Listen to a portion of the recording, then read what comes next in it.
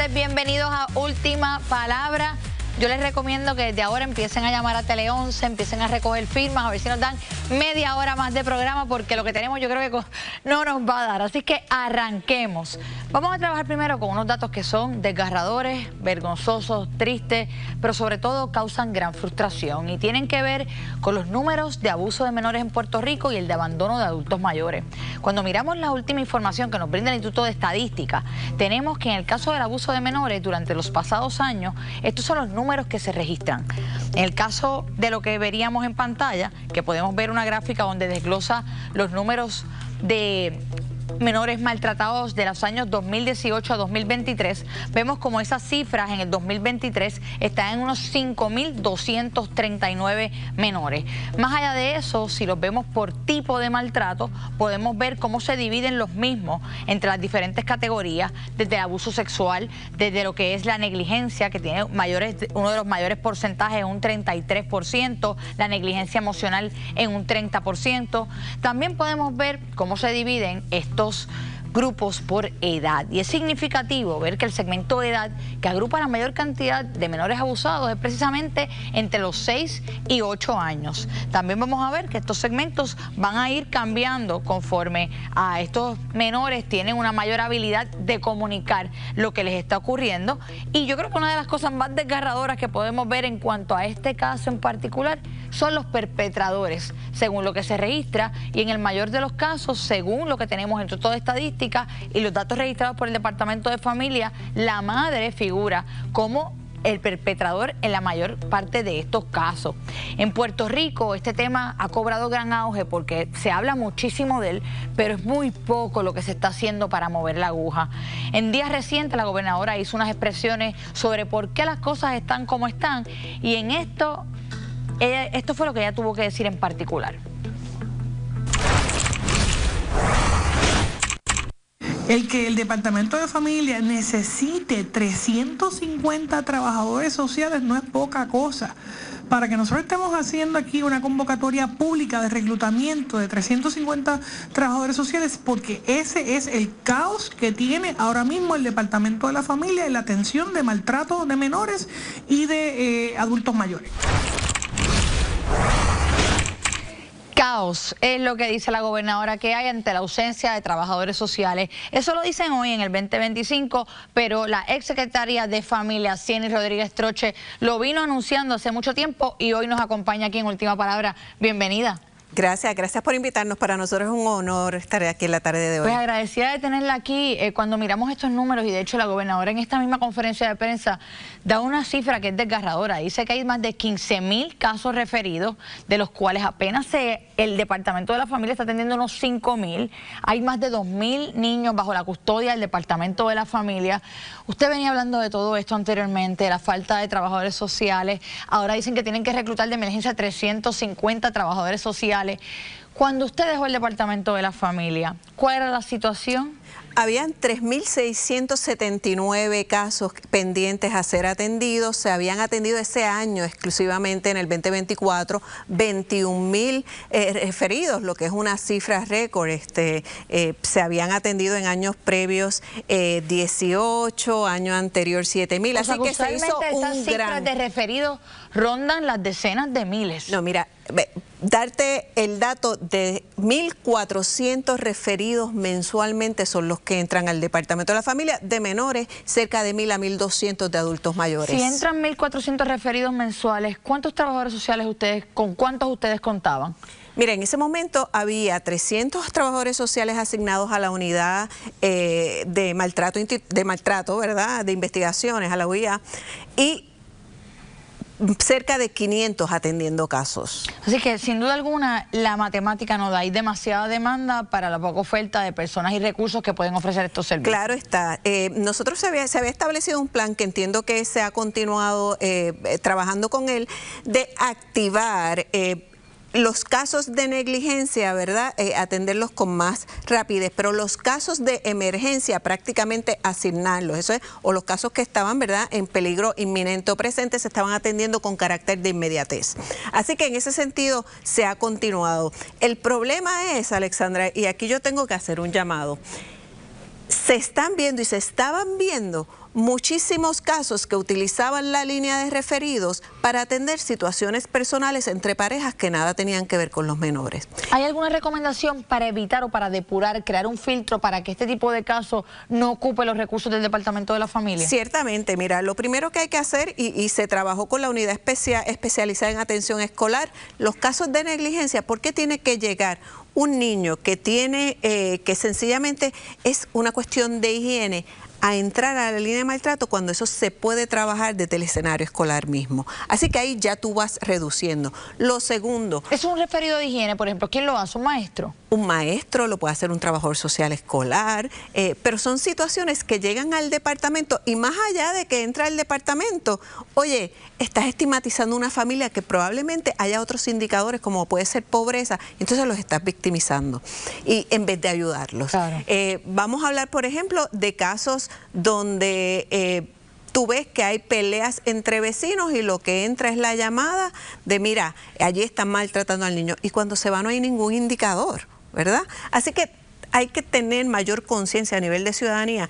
Cuando del 100% de llamadas y referidos, básicamente solo el 25% se convierte en un caso activo, quiere decir que de cada 4 llamadas, solo una es necesaria. Entonces, es una combinación quizás de falta de orientación de aquellas personas que están haciendo referidos, que ocupan los recursos del Departamento de la Familia, también tienes escasez de trabajadores sociales.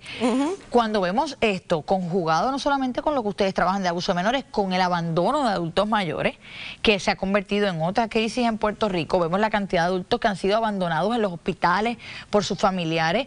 Hablamos el otro día con el municipio de San Juan y también con AARP de todos los adultos mayores que están a la espera de cuidadores, de amas de llave.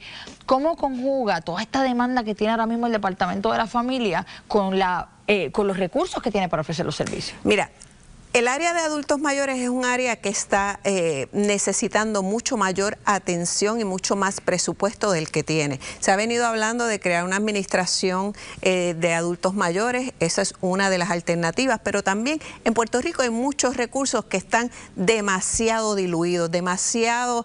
ahí el Departamento de Salud tiene unos programas, el Departamento de la Familia tiene otros, la Oficina de la Procuradora de Edad Avanzada tiene otros, y cuando tú vienes a ver, puede haber un adulto mayor recibiendo 3 servicios mientras hay uno que no tiene ninguno.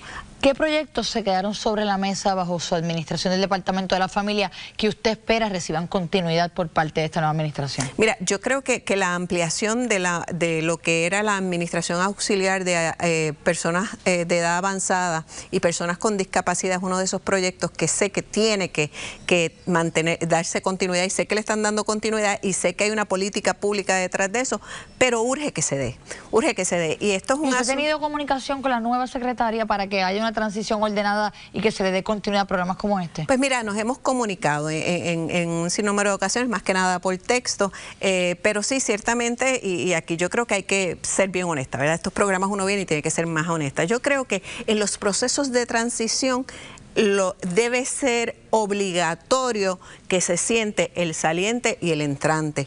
¿Por qué? Porque no es solo los proyectos que se quedan en el tintero de uno u otro, ¿verdad? Es la política pública que tiene que seguir para beneficio de las poblaciones. ¿Y eso pasó en su caso?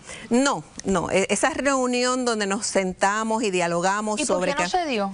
Mira, realmente yo creo que cuando uno sale y la otra persona entra, el que sale, en mi caso, por ejemplo, yo dije, Dios mío, voy a respirar, ¿verdad? Así que a lo mejor me senté a esperar y pude ser mucho más proactiva de lo que fui diciendo, aquí estamos. Pero claro, entonces la persona que entra tiene un sinnúmero de situaciones sobre su plato. No es fácil, yo estuve 2 años en el departamento. Yo lo sé, no, y hasta finales se perfilaba. De hecho, lo que trascendió en la prensa es que usted iba a trascender, que usted iba a continuar en esta administración. Muchos habló de eso. Eso fueron especulaciones que había. Nuevamente, yo siempre fui muy respetuosa a establecer que pues obviamente siempre podía haber una conversación. Claro. ¿Usted estaba dispuesta a quedarse? Realmente tenía que haber una conversación al respecto porque, de nuevo, y en esto quiero ser bien honesta con la ciudadanía, más allá de una conversación y más allá de continuar o no, tenía que haber la conversación sobre qué se quedaba, quién venía, porque un secretario es una persona. Detrás de ese secretario hay un grupo de trabajo que tiene que ser validado, ¿verdad? Y a veces uno piensa, y la ciudadanía piensa, que las agencias son espacios donde el secretario es la figura única y que todo tiene que girar alrededor de él, y no. En la medida que uno se haga un equipo de trabajo que sea totalmente funcional, la agencia funciona. Pero si quien viene con la otra persona, ¿verdad? O se impone otra persona, la realidad es que no iba a funcionar, así que... No, sin duda, y una transición ordenada, el servidor público es un servidor público más allá de su término y tiene que dejar las cosas para que puedan trascender. Una última cosa, porque para mí, y lo expresé públicamente, creo como un doble estándar en la Oficina de Ética Gubernamental cuando se evaluó la solicitud que usted hizo para poder trabajar con estudiantes de trabajo social, a diferencia de, por ejemplo, lo que ocurrió con Berríos Portela, que se le permitió ir a trabajar con una subsidiaria de una entidad que él supervisaba estando en el gobierno. A usted no se le permitió ir a trabajar con estudiantes de trabajo social, que tanta falta nos hacen profesores en estas áreas que quieran darle esa asistencia, porque que usted podía en algún momento con sus estudiantes visitar una unidad del Departamento de la Familia. ¿Siente que hubo una doble vara al evaluar su solicitud? Yo creo que sí, que pudo haber una doble vara. También obviamente hay un proceso de apelación que yo pudiera estar llevando a cabo. Obviamente en ese proceso ya la universidad comenzó sus clases, así que es algo que yo ponderaría de cara al futuro, porque también tenemos que entender que nosotros como funcionarios públicos, que ahora mismo, ¿verdad?, yo soy exfuncionaria pública, pero todavía hay cierto...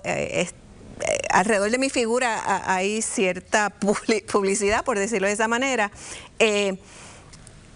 El patrono se puede sentir amenazado, cohibido o realmente no quisiera, ¿verdad?, entrar en esos palestras. Así que eso sería una conversación nuevamente con la universidad, pero yo creo que la ley de ética definitivamente hay que revisitarla. Definitivamente. Bien agradecida que haya estado con nosotros, esperando que se repita, porque creo que hay muchos asuntos en los que pueda arrojar luz y puede continuar aportando a la discusión, así que sumamente agradecida. A la orden siempre. Y no se vaya nadie, en breve tenemos al doctor Enrique Vázquez Quintana. Vamos a hablar con él de un sinnúmero de asuntos, pero sobre todo vamos a contestar eso que usted se está preguntando en su casa. ¿Por qué siguen protegiendo al doctor Víctor Ramos en su nominación a la Secretaría de Salud? ¿Qué hay detrás de todo esto? No se vaya nadie, veremos aquí quién tiene la última palabra.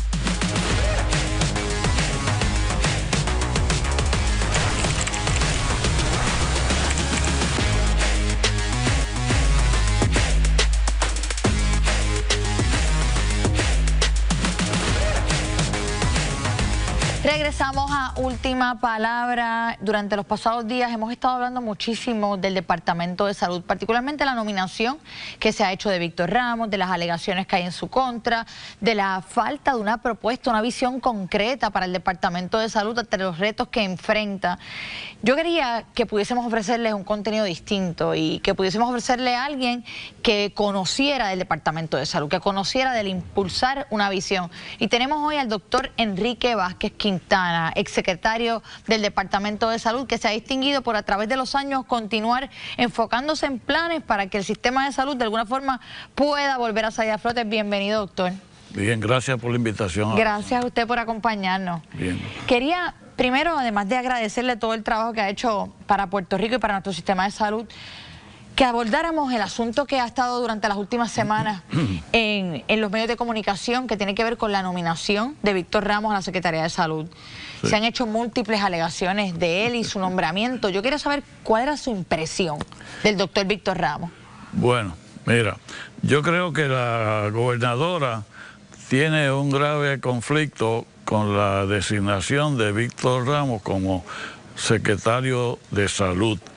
El doctor Víctor Ramos es pediatra, muy reconocido, pero él politizó el Colegio de Médicos.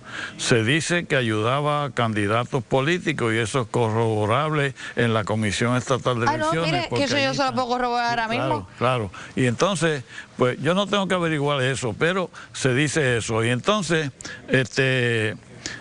en el Colegio de Médicos había varios abogados, incluyendo a Francisco Domenech y a Verónica Ferraioli. ¿Y ellos estaban ahí fungiendo como abogados? Estaban como abogados y estaba Kenneth McClintock, que tenía un grupo, Politank, que cabilderos del colegio en Washington.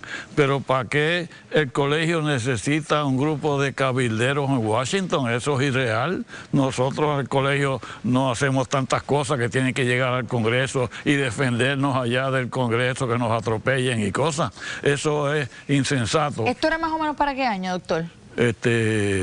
Yo no sé exactamente, pero era para los años segundo cuatrenio, el segundo bienio de Víctor Ramos. Víctor Ramos estuvo 8 años y lo máximo es 4 de acuerdo al reglamento, y él manipuló el reglamento y lo alteró y hizo sin votaciones, volvió a ser reelecto y...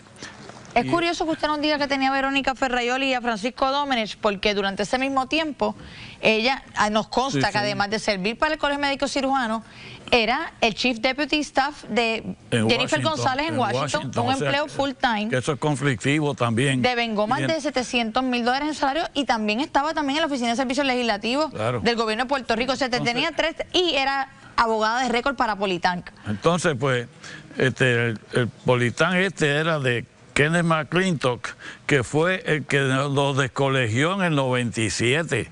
El colegio se creó en el 95 y el primer presidente fue Adalberto Mendoza de Ponce. El segundo fui yo. Y en el 97, Kenneth McClintock sometió legislación para descolegiarnos y nos descolegiaron. Yo fui el único presidente que he corrido el Colegio de Médicos descolegiado. Y la matrícula, que eran como 12,000 médicos, se redujo a 900 porque los médicos no somos solidarios con nosotros mismos. Por eso es que los planes médicos nos tienen atropellados. A los que practican ahora, yo no lo practico, nos tienen atropellados porque no somos solidarios y no somos unidos, no estamos unidos. Así que, y esa... Además de estos conflictos de interés, usted dentro de lo... ¿Usted conoce a Víctor Ramos? Sí, lo conozco. ¿Y usted le ve capacidades para ser un secretario de salud?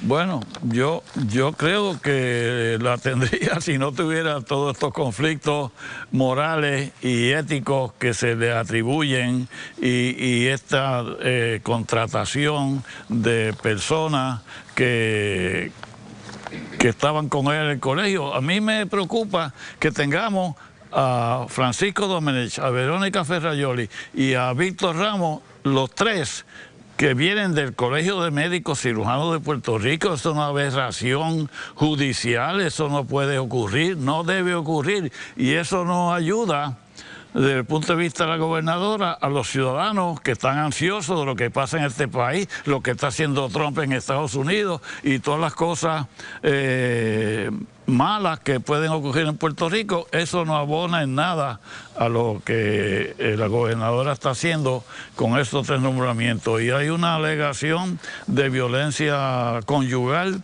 del abogado contra su esposa, que ella lo quitó, que eso es típico de las cosas que ocurren. Pero yo... No, yo creo que aquí lo más dramático es la irregularidad de que a él se le ha seguido defendiendo su nominación y la gente se pregunta por qué, pero cuando uno ve todo este rompecabezas y dice Víctor Ramos llegó al Colegio de Médicos y le impuso a los médicos que contrataran a Politank, la firma de cabilderos de Francisco Domenech, tenían contratada como asesora legal a Verónica Ferraioli, la cual cobraba en el Colegio de Médicos Cirujanos, cobraba en el Congreso, cobraba en la Oficina de Servicios Legislativos, cobraba como abogada de Politank, así que el conflicto de interés es más que claro, y una persona que está destinada a manejar el futuro del país. Y esas 2 personas tienen un poder extraordinario. Él es de secretario de Gobernación y ella está del Departamento de Estado, que es la línea de sucesión, si le sucede algo a la gobernadora. Yo creo que, es más, esos 3 nombramientos hay que evaluarlos, no solamente el de Víctor Ramos, pero el de los otros 2 también, que van a ir al tribunal, al Senado de Puerto Rico,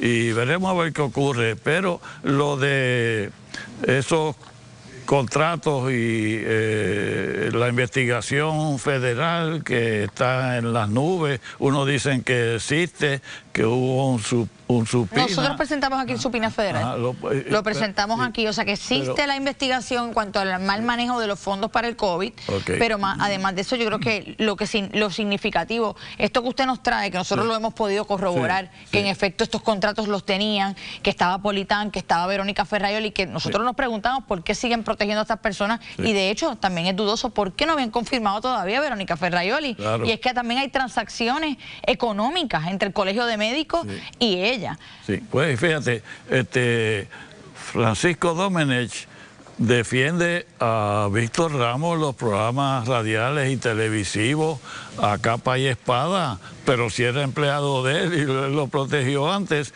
Y a mí me preocupa que la gobernadora esté asignando a los puestos de gobierno a los que colaboraron con ella, porque es fácil que todos los candidatos que resultan electos hayan tenido colaboradores económicos y de trabajo y de todo, pero aquí hay mucha más gente que puede ayudar al gobierno sin que tengan esos conflictos, porque entonces estamos pagándole puestos públicos a los que ayudaron al candidato a llegar a la gobernación. Y de eso mismo vamos a hablar después de la pausa. No se vaya nadie, que les vamos a presentar no solamente las conexiones de donativos que se tienen directamente con los diferentes candidatos políticos, sino que vamos a estar hablando también de hacia qué debemos encaminar el sistema de salud. Continuamos en Última Palabra.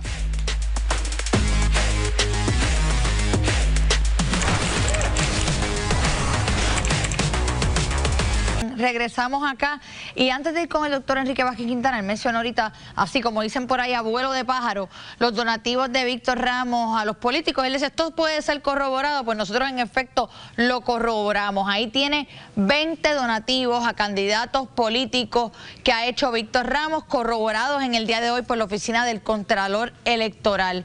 Así es que usted se sigue preguntando qué pasa con Víctor Ramos, que la gobernadora insiste que no retira este nombramiento con alegaciones, con investigaciones federales, con supina, con un expediente holgado de ineficiencia administrativa en el manejo de fondos públicos y un sinnúmero de incumplimientos con los reglamentos del Colegio de Médicos Cirujanos. Pues hoy ya usted ve las relaciones con Verónica Ferraioli, secretaria de Estado, que tampoco ha sido confirmado, con Francisco Domenech, secretario de la Gobernación. Doctor Vázquez Quintana, ya vimos esto de Víctor Ramos. El país también quiere soluciones, quiere saber si hay posibilidad de salir de este boquete. Seguimos patinando en el babote con el asunto del sistema de salud. Tenemos cerca de 2.000 especialistas que hoy no tenemos. Usted ha hablado muchísimo sobre cómo a partir de la reforma de salud en los años 90, cómo fueron pues desmantelando todo este sistema de salud. ¿Cómo regresamos? Porque hubo un momento en que Puerto Rico en efecto tenía un gran sistema de salud, que tenía un cuidado preventivo primario. ¿Qué usted sugiere?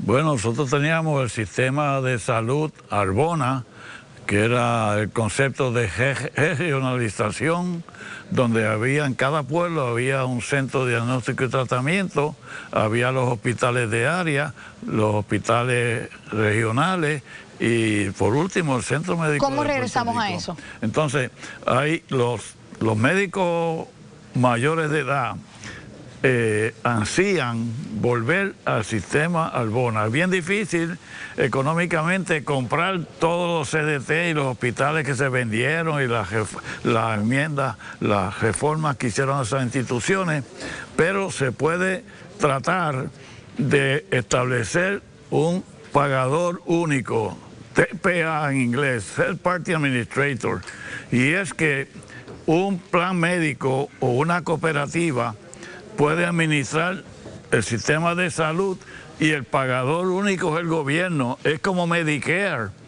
El Medicare es que First Coast está en Florida y todas las facturas a los pacientes de Medicare que se generan en Puerto Rico, de hospitales, médicos y todas las cosas, se mandan ese plan. Si están bien, las pagan y el gobierno americano les reembolsa ese plan y hay que pedirle permiso a CMS, la entidad de Medicare y Medicaid, para que nos autorice a utilizar ese sistema en Puerto Rico.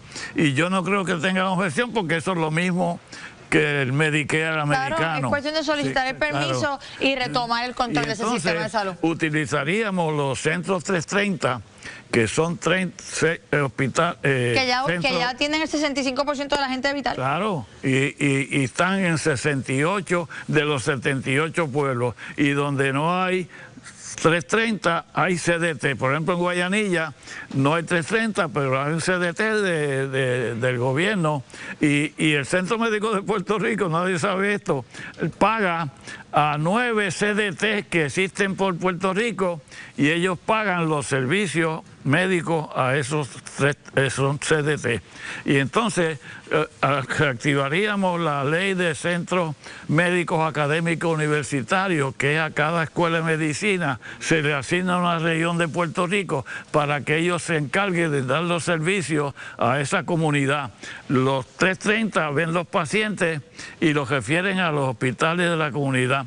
En esos hospitales tienen que habilitar 15 o 20 camas para salud mental, para integrar salud física con salud mental, que aquí hay un desorden. Y entonces eso mejoraría el servicio de salud mental. Con eso... Y entonces los hospitales, esos hospitales de las escuelas de medicina tienen que hacer otras residencias, empezando con medicina de familia, que es más sencilla y no tiene tanta maquinaria ni cosas extrañas. Esto es un tema que hay que dedicarle un programa completo, pero doctor, bien agradecida de tenerle con nosotros. Yo espero que se repita para que podamos profundizar sobre este tema. Y agradecida de estos libros que me trajo el doctor, ¿Quién soy yo? Del estrado al banquillo de los acusados. Tengo tema de lectura, y hoy no hay descarga. Hoy va un agradecimiento porque hoy es viernes. Cuando yo llegué a este programa, el primer día, todos los días, la persona que me cuida, que me dice cuándo entro, cuándo salgo. Víctor, venga acá.